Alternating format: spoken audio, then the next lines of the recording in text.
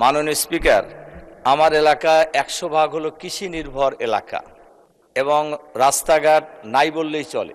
গত 17 বছরে রাস্তাঘাটের কোনো উন্নয়ন হয় নাই। এজন্য আমি মাননীয় এলজিআরডি মন্ত্রী আমাদের এখানে উপস্থিত আছেন।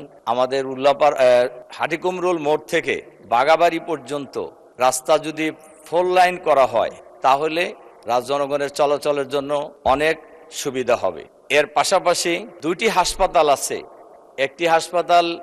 দুটি হাসপাতালেরই ব্যবস্থাপনা নাই বললেই চলে এবং ডাক্তার নাই, নার্স নাই। রোগীরা, আমার এলাকার রোগীদের কোনো সমস্যা হলেই হয় দৌড়াতে হয় ঢাকায় অথবা শহীদ প্রেসিডেন্ট জিয়াউর রহমান কলেজ হাসপাতাল, যেটা বগুড়া, সেখানে যেতে হয়, অনেক দূরত্ব। এজন্য আমি মাননীয়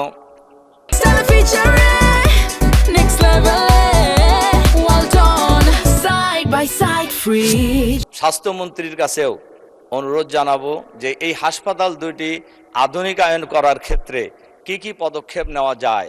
এখানে ডাক্তার, নার্স এবং পর্যাপ্ত সুযোগ সুবিধা, এবং আমি জনগণের কাছে ওয়াদা করেছি যে হাসপাতাল 50 শয্যা বিশিষ্ট একটা আছে, পূর্ণিমাগাতি হাসপাতাল, এটাকে 100 শয্যা বিশিষ্ট করা।